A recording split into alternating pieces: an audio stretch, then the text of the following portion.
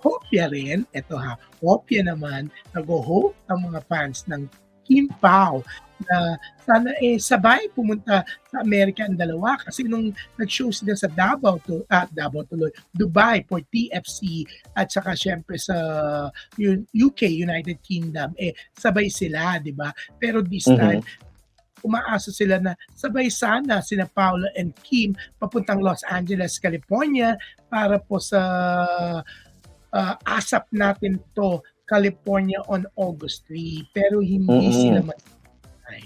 Oo, pero wag kayong mag-isip na baka there's something, bakit hindi magsabay 'tong dalawang 'to.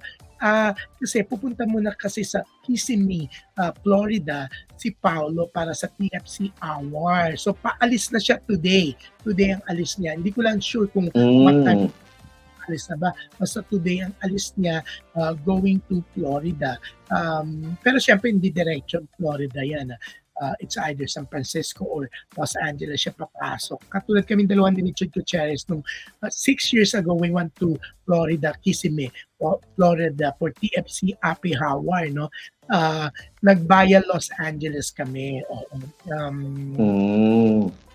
So ilang oras din kami sa Los Angeles, waited for our connecting flight to Florida. Pero yan nga, paalis today, hindi lang ako sure kung what time, kung nakaalis na ba kanina si Paolo. And next week naman, aalis si Kim.